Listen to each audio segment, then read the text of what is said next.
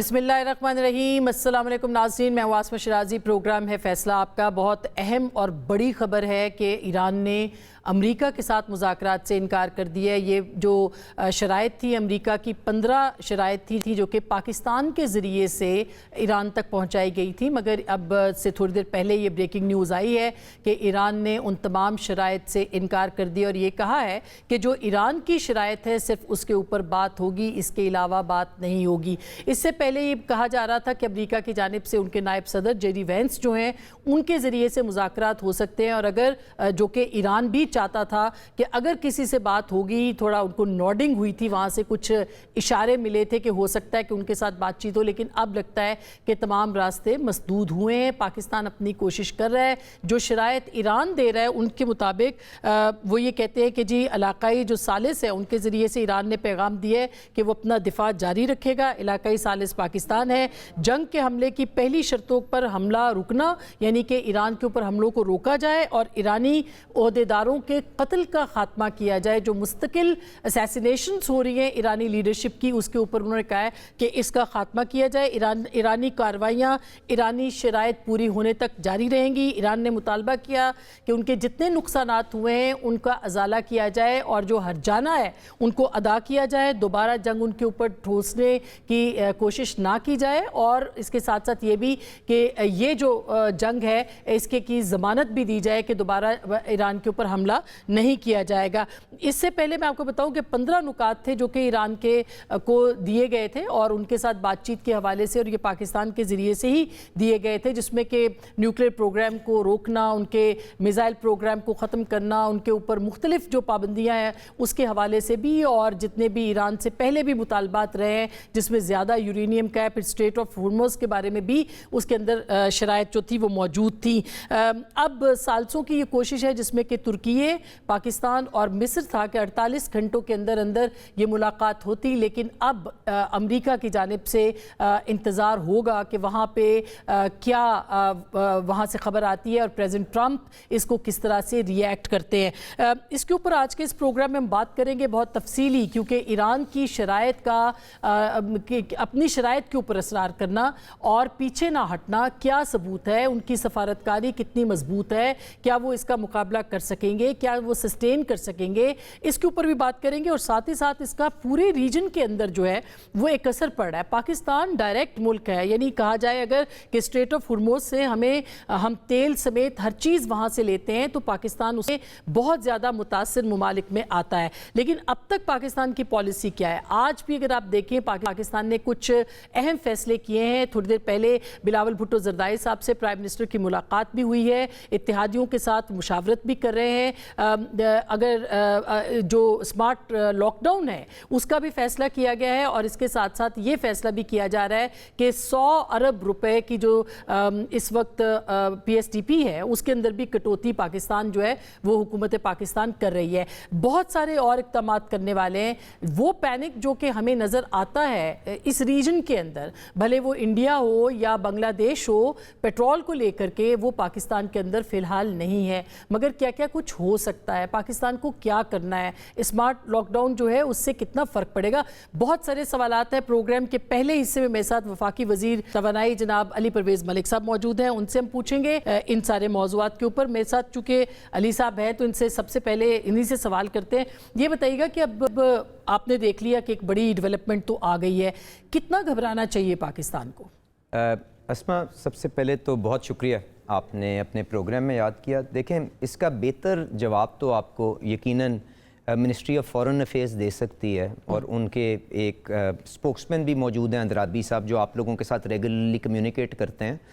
पर मैं आपसे जो गुजारिश कर सकता हूँ वो ये है कि Pakistan is making a sincere effort कि ये जो खला है दोनों के दरमियान इसको ब्रिज किया जा सके, और ये जो जंगी सूरत हाल बनी हुई है जो ईरान से जिसका आगाज़ हुआ था 28 फरवरी को, और अब शायद ये पूरे खित्ते को अपनी लपेट में ले चुकी हुई है, इसको जितनी जल्द अज जल्द इसको मध्यम किया जा सके उसके लिए हर किसी को, हर दोस्त मुल्क को कोशिश करनी चाहिए। तो we are making an effort in that STRIDE in that direction. But गुजारिश ये है कि पाकिस्तान की जहाँ तक डिपेंडेंसीज़ हैं وہ یقیناً اسٹریٹ آف ہرمز کے اوپر باقی ممالک سے زیادہ ہے، کیونکہ پراکسیمٹی کی وجہ سے، قریب ہونے کی وجہ سے توانائی کا ایک بڑا حصہ ہم ان ممالک سے لے کے آتے تھے، جس میں سعودی عربیہ، یو اے ای، کویت، قطر، یہ سارے ملک تھے. اور جب ہرمز کی بلاکیج آئی ہے تو پاکستان کے اوپر serious challenges of energy security تھے، کیونکہ 90% تقریباً ڈیمانڈ جو ہے آپ اپنی امپورٹ کرتے ہیں توانائی کی. تو وزیر اعظم صاحب نے اور فیلڈ مارشل صاحب نے میرے خیال سے بڑے پرو ایکٹیو انداز کے اندر اس معاملے کو فورسی کرتے ہوئے کچھ فیصلے کیے، جن کی وجہ سے ہم اپنی سپلائی چینز کو قائم رکھ سکیں. اس چیز کے باوجود کہ ہمارے پاس نہ تو ہندوستان جیسے ذخائر موجود ہیں، نہ ہمارے پاس ہندوستان جیسے اسٹریٹجک ریزروز ہیں، ہمارے پاس موسٹلی کمرشل ریزروز ہیں جو آئل مارکیٹنگ کمپنیز کے ہوتے ہیں، اور ہم ان کو اپنی گورننس اور لائسنسنگ ریکوائرمنٹس کے مطابق ان کو الائن کرتے ہیں اور اپنے ملک کی ضرورت میٹ کرتے ہیں، بیکاز آپ کو یہ اربوں ڈالر کی سرمایہ کاری اس سارے نظام کے اندر چاہیے ہوتی ہے. تو اس کو دیکھتے ہوئے ہم نے ڈپلومیٹک سطح کے اوپر، اور اس میں میرے خیال سے ڈی پی ایم صاحب کا جو کردار ہے، not only in defusing this tension but arranging alternate routes. دیکھیں سب سے پہلے سعودی عربیہ نے کس ملک کا ہاتھ تھاما؟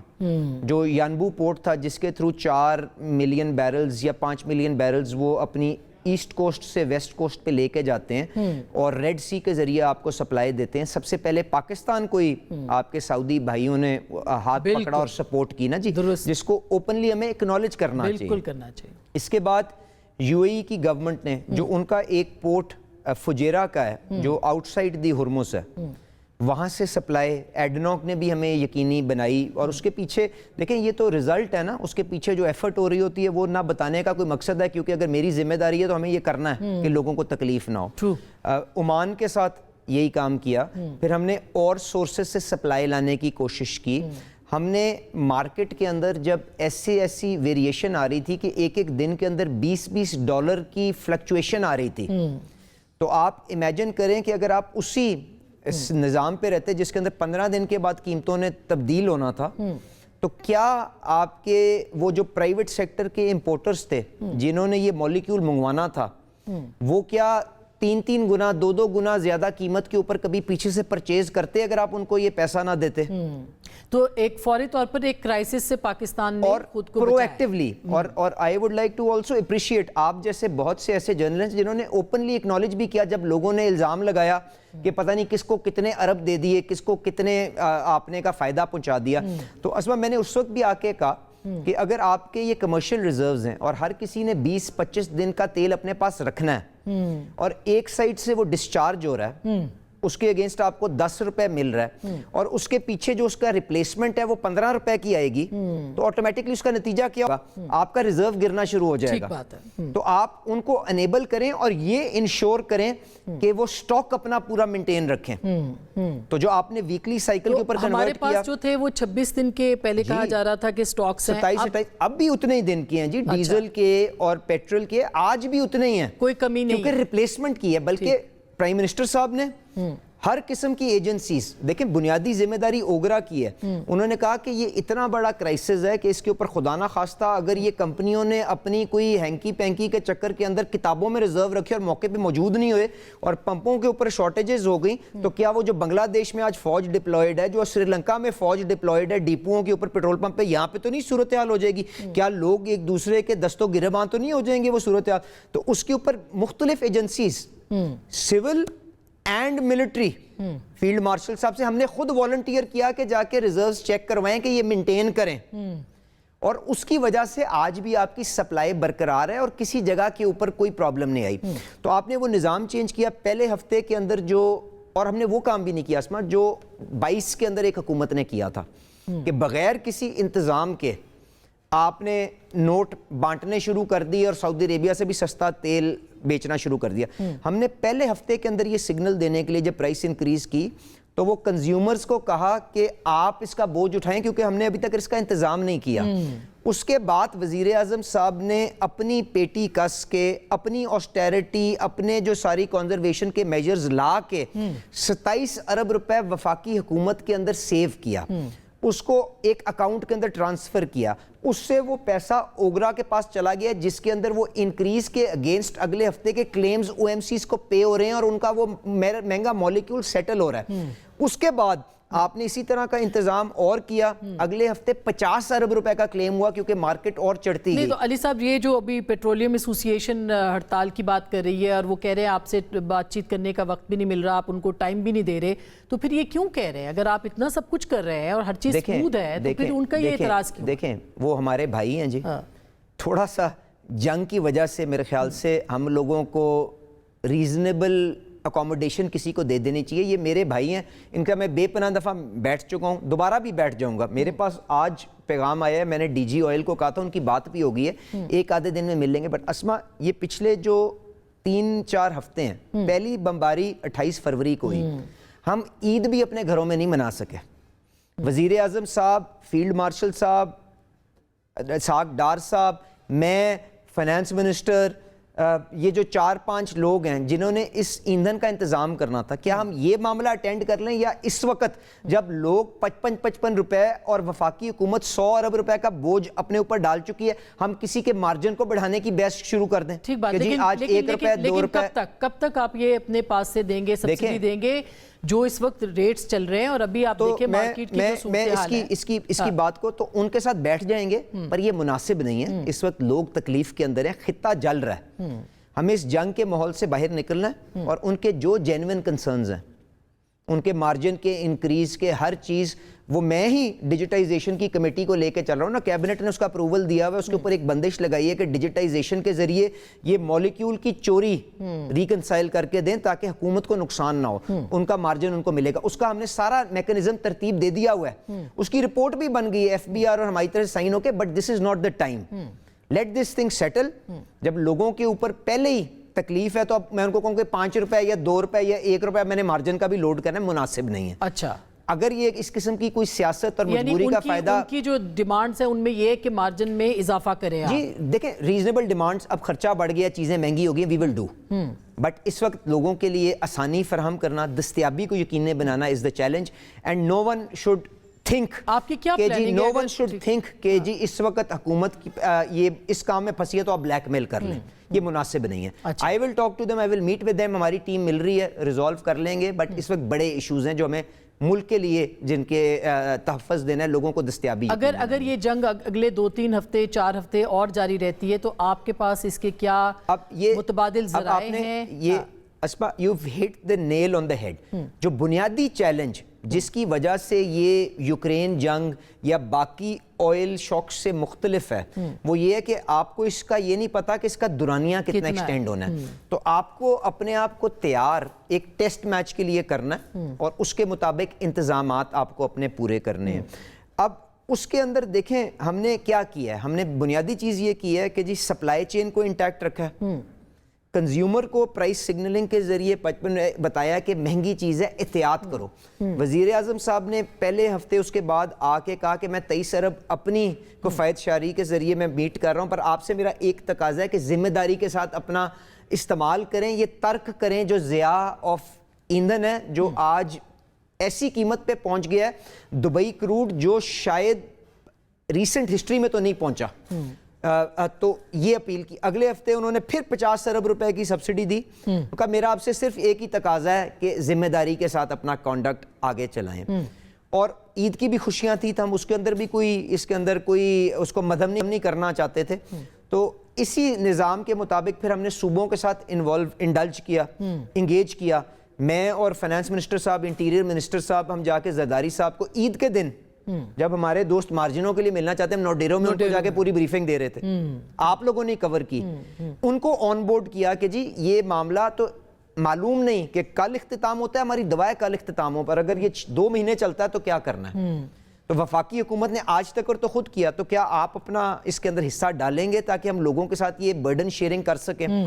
ہر کسی نے فورتھ کمنگ اس کے اوپر تھے, ان کے کچھ سوالات تھے جو آج بھی بلاول صاحب نے جس کے اوپر بات کی, ان کو ہم ایڈریس کر کے we have to take this system forward, because اگر آپ نے اس کے اندر لچک نہ دکھائی, ٹھیک, اور جو پی ایس ڈی پی میں آپ لچک دکھائیں یا کہیں اور دکھائیں, اپنے خرچوں میں دکھائیں, اگر لچک نہ دکھائی تو یہ اتنا بڑا شوق ہے کہ پتہ نہیں اس کا کیا کیا نقصان ہو جائے گا. تو we have to work together. یہ بتائیے کہ ابھی بہت زیادہ خبر چل رہی ہے کہ پیٹرول کی قیمتیں اور بڑھ سکتی ہیں, 500 روپے تک بھی جا سکتی ہیں. ظاہر ہے کہ یہ ساری مارکیٹ ریومرز کے اوپر چل رہی ہے, تو اور صورتحال بھی جو ہے وہ کوئی اس کے اندر تو کوئی پائیداری نظر نہیں آ رہی. تو آپ کا کیا لگتا ہے کہ واقعی 500 تک جا سکتی ہے؟ اسما, اب تیل کی قیمت جو ہے نا, اس کے 3-4 بنیادی جز ہیں جس کے اوپر آپ اپنے کمپیوٹر پہ بیٹھ کے نکال سکتی ہیں.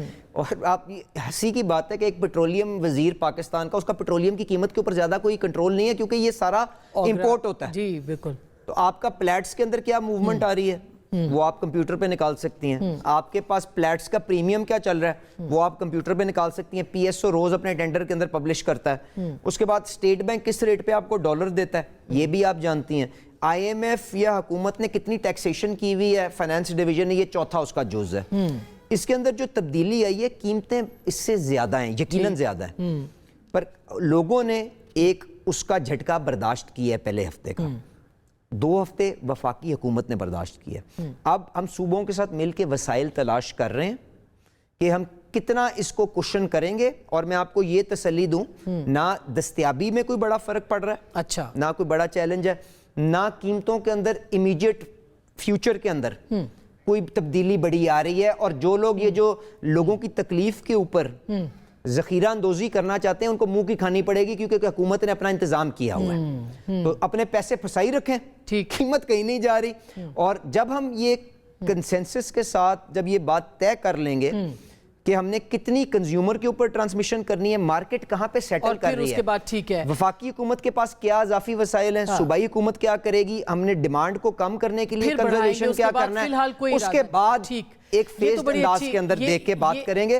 اور وزیر اعظم صاحب کا صرف اور صرف میرے سے ایک تقاضا ہے, دستیابی اور ایک عام آدمی کی تکلیف, اور دستیابی کے لیے سعودی عرب آپ کو انشور کر رہا ہے کہ ہم دیں گے. ایران نے بھی جو ہمارے ساتھ سارے دوست ممالک ہمارے ساتھ کھڑے ہیں.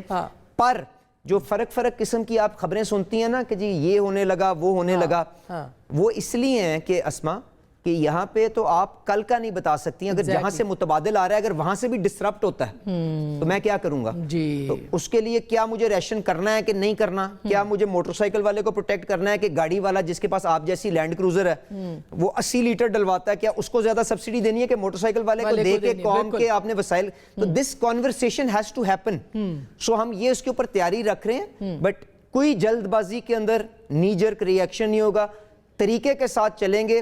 اور اس چیز کا ضرور حکومت کو کریڈٹ اور وزیر اعظم کو اور فیلڈ مارشل کو دیں, مجھ ناچیز کو کوئی اس کی درکار نہیں. آپ کو پتہ ہے اگر پینک نہیں ہے اس وقت مارکیٹ میں, بنگلہ دیش کے اندر جہاں پہ یہ فیصلے بر وقت نہیں لیے گئے, فوج ڈپلوئڈ ہے.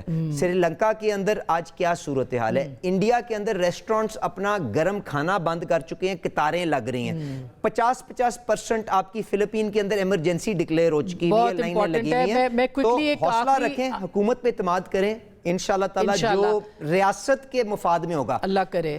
شہباز شریف صاحب نے ہمیشہ سیاست کو ترک کر کے ریاست کو آگے رکھا ہے, اس کے مطابق جتنی دیر آپ کا یہ بھائی بیٹھا انشاءاللہ کوشش کرے گا. انشاءاللہ. آخری سوال کوئکلی میں آپ سے پوچھ لوں کہ ایران کو بھی ریلیف دیا ہے کہ وہ 1 مہینے کے لیے اپنی تیل کی فروخت کر سکتے ہیں, پاکستان کیا ان کے ساتھ بھی کچھ انگیجمنٹ کر رہا ہے؟ اسما, وہ ریلیف ایران کو یقیناً دیا ہے اور وہ رشیا کو بھی دیا ہے. اینڈ وہ ریلیف نا ایک پرٹیکولر کائنڈ آف فیول کے لیے, یہ وہ آئل ہے جس کے اوپر اوفیک نے اپنی سینکشن ریلیکس کی ہیں جو آلریڈی سمندر کے اوپر ہے. تو یہ نہیں ہے کہ آپ ان سے نیا جا کے خرید سکتے ہیں, تو سمندر کے اوپر جو ڈسٹریسڈ کارگو ہے وہ لے سکتے ہیں. تو وہ اگر اوفیک کی اس کے اوپر کوئی سینکشن نہیں ہے تو ہر ملک کو ایکسپلور کرنا چاہیے, کیونکہ یہ جو آئل شاک آیا ہے اس کی قیمت کافی زیادہ ہے. اس کے اندر جو سستا مولیکیول آپ لے کے اپنی ریفائنریوں کی کیپیبلٹی کو دیکھ کے اگر استعمال کر سکتے ہیں اس کو ایکسپلور کرنا چاہیے. اور بہت سے ملک کر رہے ہیں, ہندوستان نے بھی کیا ہے, باقی لوگ بھی کیا, اور ہم بھی اس کو بالکل دیکھ رہے ہیں. بہت بہت شکریہ, تھینک یو سو مچ. بہت زبردست طریقے سے علی پرویز ملک صاحب نے بتایا ہے, اور اللہ کرے کہ یہ جنگ جتنی جلدی ختم ہو جائے اتنا ہی بہتر ہوگا. اور اس کے اوپر جو ہے وہ ہمیں بات بھی کرنی چاہیے بار بار کہ پاکستان کی اس وقت صورتحال کیا ہے, آگے کیسے بچا جا سکتا ہے. میرے ساتھ اس وقت جاوید چودھری صاحب موجود ہے, معروف صحافی, سینئر تجزیہ کار. میرے ساتھ موجود ہے خالد چشتی صاحب جو کہ ایئر کموڈور ریٹائرڈ ہیں. بہت ویلکم شو کے اندر. سب سے پہلے خالد چشتی صاحب, آپ کے پاس میں آنا چاہتی ہوں کہ یہ جو اب ظاہر ہے کہ آپ نے دیکھا پاکستان کی حکومت اپنے کام کر رہی ہے, لیکن جو اسٹیٹ آف ہرمز ہے یہ تو اب ایک مین جسے کہنا چاہیے وہ صورتحال یہاں پہ اختیار کر گئی ہے. ابھی جواب نہیں آیا امریکہ کی جانب سے, لیکن ایران نے جواب دے دیے. تو اب آپ کو کیا لگتا ہے کہ وہ جو بحری بیڑے آ رہے ہیں وہ مزید وہ اٹیک کر سکتے ہیں ایران کے اوپر؟ دیکھیے, بنیادی طور پر میرا خیال یہ ہے کہ یہ جو بحری بیڑے آ رہے ہیں یہ تو 2.5-3 مہینے پہلے بھی آئے تھے اور لگاتار آئے تھے. بہت زیادہ ایریا انہوں نے اراؤنڈ ایران آلموسٹ آکوپائی کر لیا تھا, پوسچرنگ کر دی تھی. لیکن جب ہم نے جنگ انفولڈ ہوتے دیکھی تو رزلٹ کچھ اور تھے جو امریکہ کی توقع کے مطابق تو نہیں تھے. اس طرح کے جب بحری بیڑے لائے جاتے ہیں تو ظاہر ہے ایک تو پوسچرنگ ہوتا ہے, اور اب جو بات چیت چل رہی ہے, جو خبریں آ رہی ہیں, اب ظاہر ہے ڈینائی بھی ہو گئی ہیں, لیکن یہ جو چل رہی ہیں کہ بات چیت ہونے والی ہے اور جلد کوئی کنکلوژن کی طرف جائیں گے, جس میں پاکستان کی ہوسٹنگ کی بھی خبریں آئیں لیکن وہ ایران نے ڈینائی کر دیا. وہ بنیادی طور پر یہ ٹیکٹکس ہوتے ہیں. ایک تو ظاہر ہے 2 طرح کا ٹیکٹکس ہوتے ہیں. ایک تو ٹائم بائی کے لیے ہو سکتا ہے پاسبلی کہ ایک پاز نظر آتا ہے, جو پریزیڈنٹ ٹرمپ نے کہا کہ 5 دن کے لیے ڈیلے کیا ہے, ایک گڈ ول کریٹ کی ہے, لیکن سپیس بھی کریٹ کی جاتی ہے نمبر 1 اس طرح, تاکہ آپ ری انفورس کر سکیں, ری لوکیٹ کرتے, ری انرجائز کر سکیں اپنی وار مشینز کو, نمبر 1. دوسرا ایک ڈپلومیٹک کسی کو چانس دینے کے لیے بھی ہوتا ہے. تیسرا جو موسٹ امپورٹنٹ فیکٹر ہوتا ہے وہ یہ ہوتا ہے کہ آپ نے جب اس طرح کی نیگوسیشن جانا ہوتا ہے تو آپ ایک ڈگری آف ایشورنس دشمن کی نظر میں بڑھاتے ہیں اپنی. جو میں اکثر کہتا ہوں کہ جو پاور ٹو ہرٹ ہے وہی آپ کی پاور ٹو بارگین ہے. تو ضروری نہیں ہے کہ فزیکلی آپ نے پاور ٹو ہرٹ دکھائی ہے, آپ جب پوسچرنگ کرتے ہیں تو اپنی پاور ٹو ہرٹ کو ایگزیبٹ کرتے ہیں. آپ شو کرتے ہیں کہ میں اتنے بحری بیڑے لا رہا ہوں, اتنے ٹروپس لا رہا ہوں, اتنی سب مرینز ڈپلوائے کرنے والا ہوں. یہ بنیادی طور پر پاور ٹو ہرٹ کی ایک نمائش ہوتی ہے, جس سے آپ دوسرے فریق کو یہ پیغام دیتے ہیں کہ آپ کے لیے جنگ جاری رکھنا ایک بہت ہی مہنگا سودا ہوگا.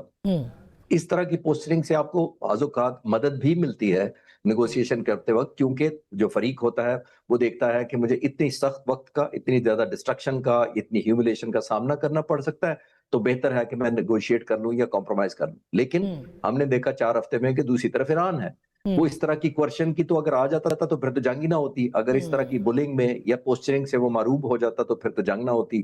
تو وہ نہیں ہوا. پھر جو ایک ایلیمنٹ ایڈ ہوا ہے جس پہ کم بات کی جا رہی ہے وہ یہ ہے کہ ایران کو ایک نیو فاؤنڈ ایڈوانٹیج نظر آئی ہے, اپنی نیو فاؤنڈ کیپیبلٹیز نظر آئی ہیں کہ میں جس کو دنیا کی قابلیت تھی صرف 4% تیل کو کنٹرول کرنے کی, میں اب 20% کنٹرول کر رہا ہوں. 4% تیل وہ صرف 80% چائنا کو دیتا تھا, 1.38 billion barrel per day. Iran کا 80% ایکسپورٹ تھا, چائنا کا صرف 13% ریکوائرمنٹ پوری کرتا تھا. لیکن ایران کا وہ آلموسٹ ساری ایکسپورٹ وہی تھی جو کہ 4% تھی دنیا کی. اب ہم نے دیکھا کہ ایران تو 20% کنٹرول کر رہا ہے, وہ جس شپ کو چاہتا ہے وہ جاتا ہے, جس کو نہیں چاہتا وہ نہیں جا رہا ہے. تو ایک قسم کا سی کنٹرول خاص طور پہ آبنائے ہارموز کے اندر تو ہم دیکھتے ہیں کہ ایران کا ہے. یہ نمبر 1. یہ جو پوسچرنگ ہو رہی ہے میرا خیال ہے نیگوسیشن کے لیے اسٹرینتھ اور لیوریج لینے کے لیے ہو رہی ہے. فزیکل مینیفیسٹیشن اب ٹائم بتائے گا کہ یہ بلف ہے, یہ آرٹیفیشلی ایک اپ سکیل کیا جا رہا ہے, یا جیسے میں نے کہا ایسکلیٹ کیا جا رہا ہے ٹو ڈی ایسکلیٹ. وہ آنے والے وقت بہتر بتائے گا. لیکن اس کا مطلب ہے جاوید چودھری صاحب, آپ تو ماشاءاللہ ایران بھی کافی جا چکے ہیں, ہم نے آپ کے ولاگز دیکھے ہیں. آپ کو کیا لگتا ہے کہ یہ واقعی ایران اپنی جگہ سے نہیں ہٹے گا, یا پھر ظاہر ہے کہ جتنا وہ پریشر ڈالیں گے اتنا امریکہ ایک قدم پہلے بھی پیچھے ہٹا ہے, اگر دیکھا جائے تو وہ مزید پیچھے ہٹ سکتا ہے, یا ایران جو ہے وہ مشکلات اس کو برداشت کرنی پڑے گی, مزید ایک بڑا حملہ بھی ہو سکتا ہے ان کے اوپر؟ دیکھیں, اس جنگ کو روکنے کے صرف 2 ہی آپشنز ہیں, بلکہ 3 آپشن تھے. ایک تو یہ کہ پوری مسلم ورلڈ درمیان میں آتی اور آ کے ٹائم گین کرتی, 10-15 دن لیتی اور پھر ایران کے ساتھ نیگوشیٹ کرتی, پھر امریکہ کے ساتھ نیگوشیٹ کرتی. تو یہ آپشن نمبر 1 تھا. لیکن وہ کیونکہ عرب خود انگیج ہو گئے اور خود وہ پارٹ اینڈ پارسل ہیں یو ایس اے کے, تو وہ یہ نہیں ہو سکا. نہ OIC کی میٹنگ ہو سکی, نہ کو عرب لیگ کی میٹنگ ہو سکی. نیگوشیشن کے لیے اپنے پرسنل انٹرسٹ کے لیے ڈیفینیٹلی انہوں نے ایک میٹنگ کی تھی, لیکن جو ایک اسلامک ورلڈ کی طرف سے یا ایران کی سپورٹ میں کوئی انہوں نے آپشن اڈاپٹ نہیں کیا. دوسرا جو آپشن ہے وہ یہ ہے کہ نیگوشیشن ہو اور جس نیگوشیشن میں اس وقت ساری دنیا جس کے اوپر نظریں لگا کے بیٹھی ہوئی ہے، میرا خیال یہ ہے کہ اگر ایران تھوڑا سا سٹیپ ڈاؤن ہو جاتا ہے اور معاملات کو سیٹل کر لیتا ہے اور ٹائم گین کرتا ہے تو بہت اچھا رہے گا۔ اور تیسرا جو آپشن ہے وہ امریکن ہے کہ امریکن خود ڈونلڈ ٹرمپ کو اتنا مجبور کر دیں کہ وہ اس جنگ سے باہر نکلے، جیسے کہ آج کانگریس کے اندر قرارداد ایک پیش ہوئی ہے، لیکن انفارچونیٹلی وہ قرارداد جو ہے وہ پاس نہیں ہو سکی اور ٹرمپ کے حق میں 53 ووٹ پڑ گئے، اس کے مخالفت میں جو تھے وہ 47 ووٹ پڑ گئے، 6 ووٹوں سے ٹرمپ جیت گیا۔ نہیں تو کانگریس جو آج اس کے جو جنگی اختیارات ہیں اس کو کم کرنے لگی تھی، اور اگر وہ ہو جاتے تو پھر بھی یہ امریکہ نے واپس آ جانا تھا۔ لیکن یہ ذہن میں رکھیں کہ امریکہ کا داؤ بہت بڑا لگا ہوا ہے، بڑا اس کی ہر چیز داؤ پہ لگی ہوئی ہے۔ امریکہ سپر پاور ہے، اور اگر سپر پاور اپنی ساری فوج کو انوالو کر کے جس کے اندر وہ سارے جنگی بحری بیڑے لے آتا ہے، جس کے اندر وہ اپنی الفا فورس لے آتا ہے، جس کے اندر جو باقی اس کی فورس ہے، آج ایئر بورن فورس اس کی آ رہی ہے وہ آ جاتی ہے، اس کی ساؤتھ کوریا سے جو 5000 ان کے ٹروپس ہیں وہ آ جاتے ہیں، اور وہ سارا اس کا بجٹ بھی اس کے اوپر لگا دیتا ہے، اور پوری اپنی اسٹرینتھ لگا کے اگر وہ ناکام چلا جاتا ہے تو امریکہ پھر سپر پاور نہیں رہے گی، پھر یہ ختم ہو گیا۔ ہاں جی، اس وقت ان کو اپنا مائٹ ہے وہ ختم ہو جائے گا۔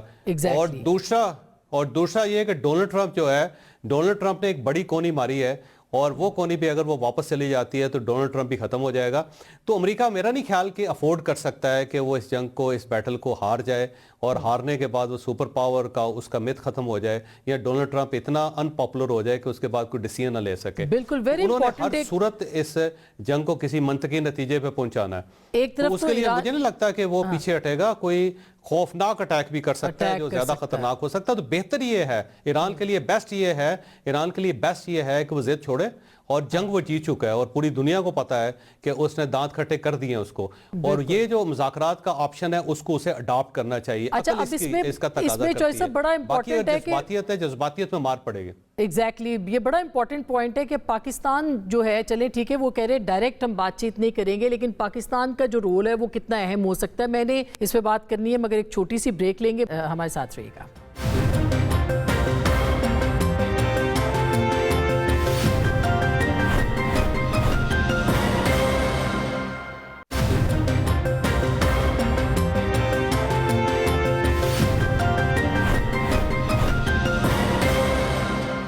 ویلکم بیک، ایک دفعہ پھر آپ کو خوش آمدید کہتے ہیں۔ چشتی صاحب، جیسے بھی جاوید چوہدری صاحب بات کر رہے تھے کہ ایران کو تھوڑا سا فلیکسیبل ہونا پڑے گا، اور میرا خیال ہے کہ وہ چونکہ ٹف نیگوشیٹرز بھی مشہور ہیں ایرانی، تو آپ کو لگتا ہے کہ اب امریکہ کیا رد عمل دے گا؟ کیونکہ اس وقت دیکھا جائے تو امریکہ کی جو معیشت ہے، عالمی منڈی کے اندر جو تیل کی صورتحال ہے، پوری دنیا جسے کہتے ہیں وہ اس وقت معیشت کے ہاتھوں مجبور ہوئی ہے، تو آپ کو لگتا ہے کہ اس کو بھرپور استعمال اس کا ہو سکتا ہے، اور خاص کر کے اسٹریٹ آف ہرموز کو کس طرح سے بچائے گا ایران؟ کیونکہ یہ جو بڑے خطرے کی بات کی ہے چوہدری صاحب نے، وہ تو بہرحال موجود ہے۔ دیکھیے، اگر کوئی ٹرسٹ ڈیفیسٹ دیکھا جائے، پچھلی بات چیت جتنی ہوئی تھی تو ظاہر ہے وہ تو امریکہ کی وجہ سے ہے۔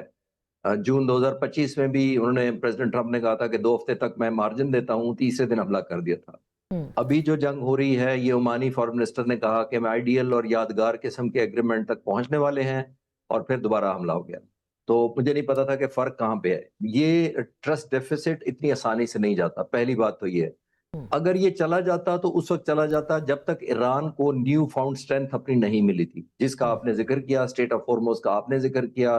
میں نے عرض کیا تھا کہ 4% سے وہ 20% دنیا کا تیل کنٹرول کر رہا ہے۔ اس کا اگر سی کنٹرول اوور آل نہیں ہے تو کم از کم اسٹیٹ آف ہرموز پر اس کا کنٹرول ہے۔ اس وقت وہ اپنی مرضی سے شپنگ جانے دے رہا ہے۔ پہلے ڈالر میں پیسے لیتا تھا، اب چائنیز کرنسی میں پیسے لیتا ہے اور کیش لیتا ہے ایران۔ تو ایک نئی اسٹرینتھ، اس کو کہتے ہیں سینٹر آف گریوٹی، اس کو ملی ہے کہ دشمن کی سینٹر آف گریوٹی کیا ہے۔ ذرا سا امریکہ نے حملہ کرنے کی کوشش کی بجلی گھروں پر اور آئل ریفائنریز پر، آپ نے دیکھے اس نے کیا میسج دیا ایران نے، جس کی وجہ سے پریزیڈنٹ ٹرمپ کو کہنا پڑا اسرائیل کو کہ وہ ان انفراسٹرکچر کو حملہ نہ کرے۔ کارک پر ان جو آئلینڈ ہے ان کا ایک حملہ کے بعد وہ رک گئے۔ کیوں رک گئے؟ اس کی وجہ دیکھنے کے لیے بڑا آسان ہوگا کہ ایران خود ایک پروہیبٹیو کاسٹ امپوز کر رہا ہے ان ملکوں پر۔ ایک مثال میں پیش کر دیتا ہوں، جو انہوں نے کہا تھا کہ ہم آپ کے واٹر ڈیسیلینیشن پلانٹ کی جو پاور سٹیشنز ہیں، یعنی جو بجلی دے رہے ہیں واٹر ڈیسیلینیشن پلانٹس کو، ہم ان کو حملہ کریں گے۔ 815 वाटर डिसैलिनेशन प्लांट है just opposite Iran coastal areas में, मिडिल ईस्ट के और जीसीसी कंट्रीज के, ओनली ऑन द कोस्ट 815, क्योंकि पानी समंदर से निकालकर उसको मीठा पानी करके पंपिंग किया जाता है। बिजली घर उड़ा दे, ना ये प्योरिफिकेशन प्लांट चलेंगे ना पंपिंग होगी। और जो चैलेंजिंग बात है, इन तमाम मिडिल ईस्ट ममालिक के पास एवरेज 4 से लेके 7 दिन तक पक्का पानी स्टोरेज की सलाहियत है, सिवाय यूएई के जिसके पास 40 दिन की स्टोरेज कैपेबिलिटी है। जरा विजुलाइज करें कैसे ये मुल्क होंगे जिनके पास चौथे दिन पानी खत्म हो जाए। तो इस वजह से प्रेसिडेंट ट्रंप ने मना किया, और ये इटसेल्फ ईरान को अब रियलाइज हुआ है कि उसके हाथ में ऐसे वेपन्स या टूल्स हैं या ऐसे रिमोट हैं जिनके जरिए वो आर्म ट्विस्टिंग कर सकता है। इसी वजह से इसको न्यू फाउंड कॉन्फिडेंस है, जिसको मैं कह रहा हूँ, न्यू फाउंड एक लिवरेज जो ईरान को पहली दफा नजर आया है, वो ईरान ने खुद नहीं लिया। शायद ईरान को अंदाजा ही नहीं था कि मेरी कैपेबिलिटी कहां तक स्ट्रेच की जाएगी और वो खुद अपनी सलाहियत को कहां तक मनवा पाएगा। तो आई थिंक वो बेहतर बार्गेन चाह रहा है। आखिरी बात मैं जरूर इस पे जरूर कहना चाहूंगा, चौधरी साहब जो कह रहे थे मैं थोड़ा सा उसमें ऐड करूंगा। देखिए, ये नहीं हो सकता कि नेगोशिएशन टेबल पर बैठ जाए। इस वक्त उसने बेस्ट पैकेज या बेस्ट बार्गेन लेकर, और नंबर 1 उसके अंदर होनी चाहिए वेरीफाइबल मैकेनिज्म, वेरीफाइबल, जिसके अंदर दोबारा 6 महीने बाद स्ट्राइक ना हो। क्योंकि जून 2025 में मैंने भी कहा था कि न्यूक्लियर प्लांट और इंस्टॉलेशन पर हमला जो किया अमेरिका ने, उन्होंने कहा हमने दहाइयां पीछे धकेल दिया है, वो नहीं हुआ होगा, वो नहीं हुआ। इसी वजह से प्रेसिडेंट ट्रंप फौज लेकर 7वें महीने ईरान के दरवाजे पे आ गए। तो वेरीफाइबल मैकेनिज्म होना चाहिए कि प्रेसिडेंट ट्रंप ही 6 महीने या साल बाद ना आ जाएं, या कोई और सदर आते ही फिर ना कहे कि मुझे ख्याल आया कि इनके पास ये भी है तो हमने दोबारा चार दौड़ना है। तो चॉइस साहब, आपको क्या लगता है, क्योंकि इस वक्त इजराइल जो है वो एक तरफ तो सऊदी अरब को, खलीजी मुल्कों को इसमें शामिल करना चाहता है इस जंग के अंदर। कल आपने न्यूयॉर्क टाइम्स की स्टोरी पढ़ी जिसमें कि वो कहते हैं कि जी सऊदी प्रिंस चाह रहे थे कि अटैक हो। तरदीद हुई है आज सऊदी अरब की तरफ से कि हमने इस तरह की कोई चीज़ जो है वो अमेरिका से नहीं कही है, और उनकी पूरी कोशिश है इजराइल की, अमेरिका की, कि खलीजी मुल्क भी इसके अंदर शामिल हो जाए। आपको क्या लगता है कि ये वसी होगी जंग, इसमें बाकी मुल्क ये खलीजी आएंगे? पाकिस्तान का क्या इसके अंदर लग रहा है किरदार? क्या पाकिस्तान जो है वो कुछ कर पाएगा सालसी के तौर पर? देखिए, उसमें आसमा साहब, पहली बात तो ये है कि ईरान जो है ना, इस वक्त इसराइल का कंसर्न नहीं है। ईरान के बारे में इसराइल कंफर्म है, क्लियर है कि मैं उसके ऊपर कब्जा नहीं कर सकूंगा, उससे ज़्यादा डैमेज नहीं कर सकूंगा। एक तो ईरान का रकबा बहुत ज़्यादा है, रिसोर्सेज बहुत ज़्यादा है। दूसरा, वो दुनिया में सबसे ज़्यादा ऑयल रिज़र्व रखने वाला मुल्क है। गैस के रिज़र्व में भी नंबर 2 है और ऑयल के रिज़र्व में भी नंबर 2 है। वेनेजुएला नंबर 1 है। और उसे पता है कि इस गैस की भी और इस ऑयल की भी पूरी दुनिया को ज़रूरत है।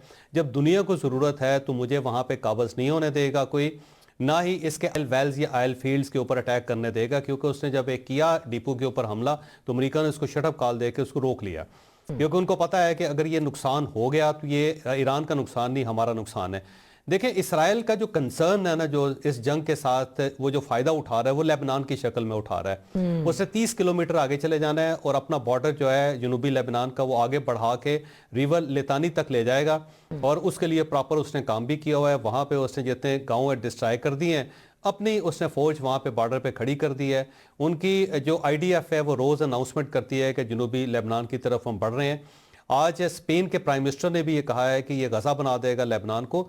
तो वो बेसिकली, अगर आप उसकी हिस्ट्री देखें, 1948 से लेके अब तक हर जंग के अंदर उसने अपने रकबे में इजाफा किया, और अपना जो जोग्राफी वक्फा है उसको, जो अरसा है या दुरानिया है या जो उसका रेडियस, उसको उसमें उसने इजाफा किया है। गज़ा के ऊपर एक बार हमला करके एक जंग थी, उसके अंदर गज़ा पे कब्जा कर लिया। फिर एक जंग थी, उसने सनाए के ऊपर कब्जा कर लिया। फिर एक जंग थी, उसके अंदर जॉर्डन पे कब्जा कर लिया। फिर एक जंग थी, उसने लेबनान पे कब्जा कर लिया। तो उसका इस जंग के अंदर जो मकसद है वो लेबनान का कोई 30% एरिया है, या जो साउथ लेबनान के अंदर जो 30 किलोमीटर का उसकी सरहद से आगे फासला बनता है, उसके ऊपर वो काबज़ होना चाहता है। वो इस जंग का फ़ायदा उठा रहा है, और उस साइड पे उसने ईरान को एंगेज किया हुआ है, इस साइड पे वो मुसलसल कर रहा है। और इसलिए एंगेज किया हुआ उसने ईरान को कि वो हिजबुल्लाह की ज़्यादा सपोर्ट ना कर सके, ज़्यादा मदद ना कर सके, उसके पास जितने रॉकेट्स है वही फायर करे। और यही वजह है कि हिजबुल्लाह को अब कुमक नहीं आ रही ईरान से, ना वो मिसाइल उसके पास आ रहे हैं, ना रॉकेट्स आ रहे हैं। जो उसके पास पहले वेपन्स है उसी को इस्तेमाल कर रहा है। उसका मकसद ही सिर्फ ये है इस जंग में कि वो अपने जो अपनी हदूद है उसमें इजाफा कर ले। बाकी ये जो जंग है ये तेल की जंग है। 20% ज़ाहिर है ऑयल इस वक्त भी जो एक्सपोर्ट होता है वो आप नए हुर्मत से गुजरता है। ईरान एक बहुत बड़ा सोर्स है ऑयल का, सबसे ज़्यादा ऑयल जो है वो चाइना इससे ख़रीदता है। اور امریکہ کی پوری کوشش ہے کہ جب تک انڈسٹریز بند نہیں ہوگی چائنا کی یا اسے آئل جو ہے وہ اس کی ترسیل نہیں رکے گی، اس وقت تک وہ اپنے آپ کو ترم خان سمجھتا رہے گا. تو اس کو کنٹرول کرنا چاہتا ہے ٹرمپ کا. خیال یہ ہے کہ ایک ایک بوند جو ہے نا میں تیل کی اسے چائنا کو ترساؤں گا. تو یہ ساری گیم بیسیکلی آئل کی گیم ہے اور اس کے علاوہ کوئی خاص مقصد نہیں. نہ اس کے اندر شیعہ اسلام ہے، نہ اس کے اندر سنی اسلام ہے، نہ ہی اس کے اندر اسلام ہے، صرف آئل کی لڑائی ہے. ایران جو ہے نا وہ اس میں کوئی شک نہیں کہ اس نے کمال کر دیا ہے. ایک سپر پاور کے ساتھ ایک پورا مہینہ لڑنا اور دو تین محاذوں پہ لڑنا. میرا نہیں خیال کہ اسلامی دنیا کے اندر کوئی اور ملک ہے جس کے اندر یہ پوٹینشل ہے جو ایران نے ثابت کیا ہے اور ثابت قدمی سے ثابت بھی کیا ہے. لیکن اس سے آگے خطرناک ہے معاملہ، کیونکہ اگر فرض کر لیں آپ نئے ہرمز بند کر دیتے ہیں تو آج یورپ جو ہے وہ ڈونلڈ ٹرمپ کے ساتھ نہیں کھڑا ہوا، لیکن کل جب یورپ کو اس کی ہیٹ پہنچے گی، جب اس کی گیس بند ہوگی، جب اس کا پیٹرول بند ہوگا، جب اسے بڑا کرائسس فیس کرنا پڑے گا تو وہ اس کے ساتھ کھڑا ہو جائے گا. دوسرا عرب ملک جو آج اسلامی بردرہڈ کی وجہ سے خاموش بیٹھے ہوئے ہیں، کل جب ان کا تیل نہیں بکے گا اور وہ ڈپریشن میں جائیں گے تو وہ بھی امریکہ کے ساتھ کھڑے ہو جائیں گے. تو 15 دن کے بعد صورتحال جو ہے ایران کے لیے خطرناک ہو جائے گی، زیادہ خطرناک ہو جائے گی.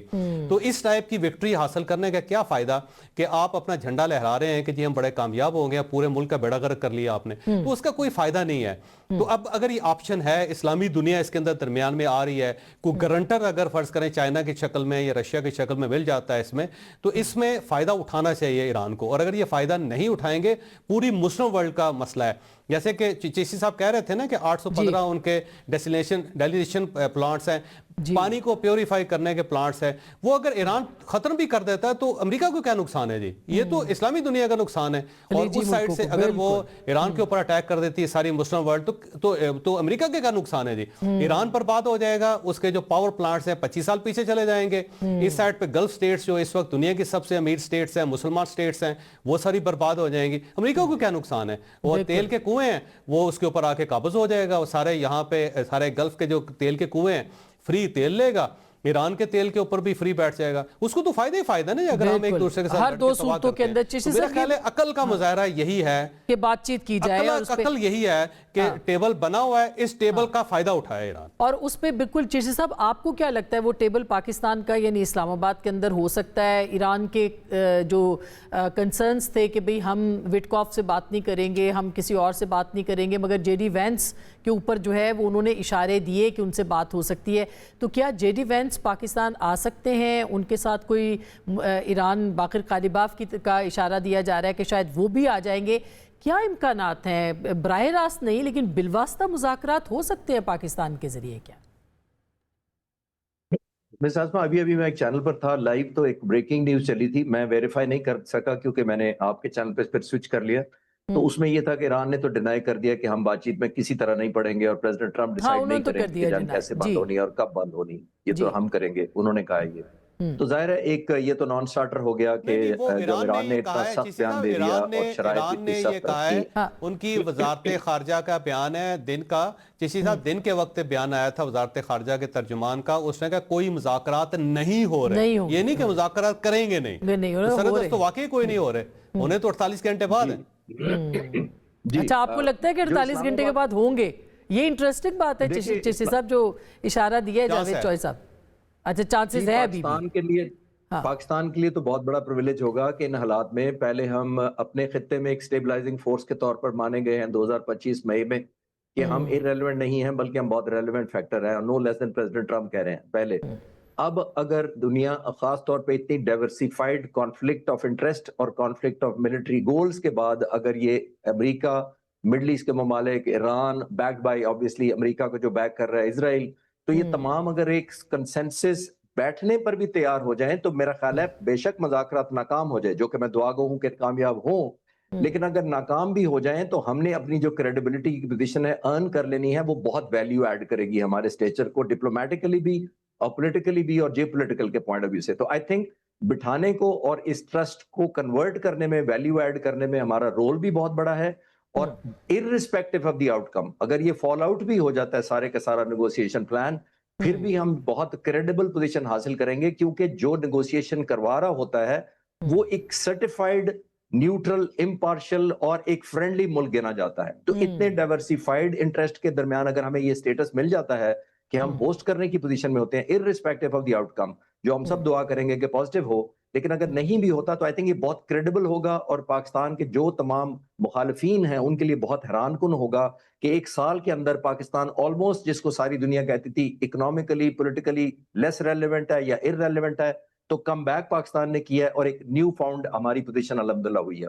ویری امپورٹنٹ جاوید چودھری صاحب، آپ کہہ رہے ہیں 48 گھنٹوں کے اندر کوئی پیش رفت ہو سکتی ہے۔ چین کا بھی سٹیٹمنٹ میں دیکھ رہی تھی، چین نے بھی ویلکم کیا ہے کہ پاکستان جو ہے وہ ایک اچھے ہوسٹ کے طور پر یہاں پر انہوں نے اطمینان کا اظہار کیا ہے، اور اسی طرح سے انڈونیشین پرائم منسٹر کی بات ہوئی ہے اور وہ بھی بہت خوش ہے کہ پاکستان جو ہے وہ ہوسٹ کر رہا ہے۔ رشیا کی طرف سے ابھی تک کوئی سٹیٹمنٹ نہیں آیا یا میری نظر سے نہیں گزرا، تو آپ کو لگتا ہے کہ چائنا انفلوئنس کر سکتا ہے ایران کو پاکستان کے اندر بات چیت کرنے کے لیے؟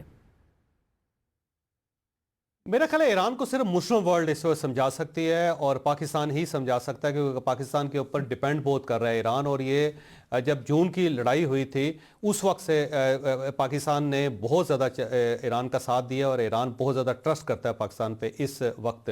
میرا خیال ہے پاکستان ہی سمجھا سکتا ہے اور جا کے ان کو سمجھانا پڑے گا اور انہیں بتانا پڑے گا کہ یہ ٹیبل لگ گیا ہے، ایک پلو پکڑایا انہوں نے، تو اس پلو کو پکڑ لینا چاہیے ہمیں، بجائے اس کے کہ یہ موقع ضائع کر دے، کیونکہ اس کے بعد بھی مذاکرات ہی ہونے، لیکن ایران کا نقصان بہت ہو چکا ہوگا۔ دیکھیں امریکہ کا کوئی نقصان نہیں ہو رہا، امریکہ کا نقصان صرف معاشی طور پہ ہو رہا ہے، اس کی وجہ فاصلہ بہت ہے، 12,000 کلومیٹر کا فاصلہ ہے، اور یا تو اگر سرحد ہوتی نا ٹھیک ہے، جس طرح آپ اس وقت اسرائیل کے اوپر میزائل مار رہے ہیں، وہاں پہ تل ابیب کے اندر کرائسس پیدا ہوا ہے، یا آپ عرب ملکوں کے اوپر اٹیک کر رہے ہیں، وہاں پہ ایک کرائسس ہے، اگر تو سرحد ملتی ہوتی ہے امریکہ کے ساتھ ایران کی تو پھر ٹھیک ہے، ہیٹ محسوس ہو رہی ہوتی ہے عوام کو، وہاں پہ تو 90% لوگوں کو پتہ بھی نہیں ہے کہ ایران کے اندر بھی کوئی کاروائی ہو رہی ہے، صرف ان کی گورنمنٹ ہے جو بتا رہی ہے، یا گورنمنٹ سے پوچھا جا رہا ہے، وہاں پہ پبلک سے بات بھی کر لیں، ان کو تو پتہ بھی نہیں ہے کہ کوئی لڑائی چل رہی ہے اس سائیڈ پہ اور ہماری فوجیں وہاں پہ گئی ہوئی ہیں، لیکن سرویز تو ان کے خلاف آئے ہیں، ٹرمپ کی مقبولیت میں بھی کمی واقع ہوئی ہے، جو سروے آیا ہے اس میں تو سروے 3,000 لوگوں سے سوال کیا جاتا ہے، آپ ایسے پوچھیں لوگوں سے وہاں سے، آپ اس کا میڈیا اٹھا کے دیکھ لیں ان کا، تو آپ کو پتہ لگے، کیونکہ امریکہ اتنا بڑا ملک ہے، 50 سٹیٹس ہیں، وہاں 13.5 گھنٹے کی ڈومیسٹک فلائٹ ہے، ایک دنیا میں 3 بڑی جو فلائٹس ہیں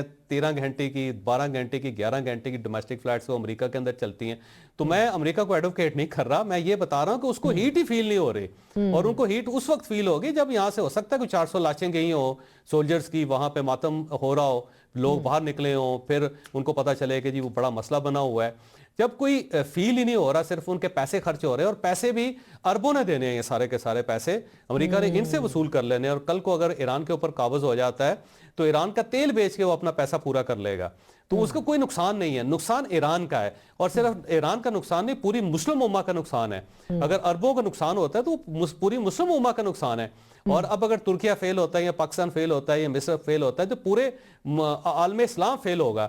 دوسرا، اگر یہ جنگ چلتی ہے اور کل سعودی عربیہ کو سپورٹ کرنا پڑتا ہے پاکستان کو، ہمارا معاہدہ ہے، تو پاکستان سعودی عرب جائے گا تو اپنے مسلمان ملک کے خلاف ہمیں بیٹھنا پڑے گا، تو ہمیں ایک مسلمان ملک کے خلاف ایک مسلمان ملک کے ساتھ ہمیں ایک پوزیشن لینی پڑے گی، تو نقصان دیکھیں کتنا زیادہ ہے۔ میرا خیال یہ ہے کہ عقل کا تقاضا یہ ہے کہ ان مذاکرات کو کامیاب ہونا چاہیے، اور پاکستان بڑا زور لگا رہا ہے، 48 گھنٹے ہیں اس کے اندر، اور ابھی جو 15 مطالبات امریکہ کی طرف سے آئے ہیں وہ پاکستان نے پہنچائے ہیں تہران، اور تہران کی طرف سے 5 مطالبات ہیں وہ بھی امریکہ کو پہنچائے ہیں پاکستان نے، کہ یہ درمیان کا گراؤنڈ ہے، اس کا راستہ نکالتے ہیں، لیکن یہ ذہن میں رکھیں کہ مذاکرات جب بھی ہوں گے ڈائریکٹ ہی ہوں گے، ان ڈائریکٹ مذاکرات کا کوئی فائدہ نہیں، اس سے پہلے عمان نے کر لیا نا، مگر گارنٹر وہ مانگ رہے تو کیا آپ کو لگتا ہے فیلڈ مارشل بھی ایرانیہ نہیں بیٹھیں گے؟ ہاں، آپ کو لگتا ہے فیلڈ مارشل کوئی گارنٹر یا ضامن تو ایران نے مانگنا ہے، نہیں پاکستان گارنٹی نہیں دے سکے گا، پاکستان جو ہے یہ بڑا ملک کی گارنٹی دے گا، کوئی یا چائنا دے گا یا رشیا دے گا یا یو این کی گارنٹی لینی پڑے گی، یعنی کوئی ان کو بڑے فورم کی گارنٹی لینی پڑے گی، چھوٹے ملک کی گارنٹی جو ہے نا، یا پوری مسلم امہ جو یا او آئی سی کی گارنٹی کی بھی کوئی حیثیت نہیں ہے اس کے اندر، آپ کو ایک جو ایک بڑی پاور ہے اس کی گارنٹی چاہیے آپ کو۔ ایران کے بھی 5 مطالبات ہیں، میرا خیال ہے وہ وہ بھی کافی امپورٹنٹ ہے، تو خالد چشتی صاحب آپ کو کیا لگتا ہے کون سی ایسی شرائط ہے جس کے اوپر وہ ایران مان سکتا ہے یا پیچھے ہٹ سکتا ہے، اور کون سی ایسی شرائط ہے جس سے امریکہ پیچھے ہٹ سکتا ہے؟ دیکھیے میرا خیال یہ ہے کہ وار کمپنسیشن ایک چیز ہے جو فلیکسیبل ہو سکتی ہے اور وہ تھوڑا بہت فیس سیونگلی ہو سکتی ہے، لیکن جس پہ ایران مجھے لگتا ہے پیچھے نہیں ہٹے گا وہ ویریفائبل میکنزم چاہے گا، کہ جو اشورڈ قسم کا میکنزم ہو جس کے تحت امریکہ ہر 2 سال 6 سال 6 مہینے کے بعد چڑھ نہ دوڑے اور خاص طور پر جب سپانسر اس کے پیچھے اسرائیل کر رہا تو وہ اس کا میکنزم تو ضرور چاہے گا کہ کوئی وہ دوسرا ہو سکتا ہے وہ نیوکلیر اپنے پروگرام پر کمپرومائز اس لیے کر رہے کہ وہ تو کسی وقت بھی بلڈ کیا جا سکتا ہے، اگر باقی فریق وائلیٹ کریں گے تو ایران دوبارہ اس میں جا سکتا ہے پروسیسنگ کے اندر، اس کے لیے تو آپ نے کچھ نہیں کرنا ہوتا۔ جس چیز پر وہ زیرو ٹالرنس رکھے گا میرا خیال ہے وہ ہے اس کی میزائل اور بلسٹک اور ہائپرسونک میزائل ٹیکنالوجی، کیونکہ ویپن بنانا ایک اور چیز ہوتی ہے، اس کا کوئی فائدہ نہیں اپنے آپ نے ملک کے اندر نہیں چلانا ہوتا، اپنے کہیں پہنچانا ہوتا ہے، تو وہ ایران چاہے گا کہ اس کی جو بلسٹک کیپیبلٹی ہے کسی صورت کمپرومائز نہ ہو، کیونکہ نیوکلیر تو کسی وقت بھی بنا کر لوڈ کیا جا سکتا ہے اس میزائل، اگر آپ کی میزائل ٹیکنالوجی ہی نہ ہوئی ہے یا ہائپرسونک یا بلسٹک میزائل نہ ہوئے تو آپ پہنچائیں گے کیسے؟ تو میرا خیال ہے سب سے زیادہ ڈیٹرنس آپ نے دیکھا کہ اسرائیل کو تھی بھی بلسٹک میزائلوں سے اور کسی چیز سے نہیں تھی، ان کو نیوکلیر تو چلا بھی نہیں ہے اور باقی میزائل یا ڈرونز پہنچتے نہیں ہیں، تو جو اسرائیل پہنچ پایا ہے صرف جو پنشمنٹ یا پروہیبٹیو کاسٹ اسرائیل پر امپوز ایران نے کی ہے وہ بلسٹک میزائلز کے لیے کی ہے، تو میرا خیال ہے بلسٹک میزائل پر وہ بالکل کمپرومائز نہیں کرے گا، اور دوسرا جو میں نے کہا ایک اشورڈ میکنزم چاہے گا جس کے تحت کوئی ایسے گارنٹیئرز ہوں، اور میں ایگری کرتا ہوں ملک جاوید صاحب سے، چوہدری صاحب سے، کہ بنیادی طور پر ایران چاہے گا کوئی ایسا میکنزم اور ایسا ملک ہو جو امریکہ کی آرم ٹویسٹنگ کر سکے، تھوڑا بہت ڈگری اور لیوریج لے سکے امریکہ سے۔ صحیح کہہ رہے ہیں چوہدری صاحب کہ ایون او آئی سی کی کیونکہ لیوریج کوئی خاص رہ نہیں گئی، سوائے اس لیے اس کا کوئی اتنا خاص فائدہ نہیں ہے۔ بالکل بالکل، یہ بہت بہت شکریہ چوہدری صاحب آپ کا بھی، چشتی صاحب آپ کا بھی، زبردست آپ کا انپٹ تھا، تھینک یو سو مچ۔ ناظرین، گفتگو آپ نے سنی، فیصلہ آپ کا۔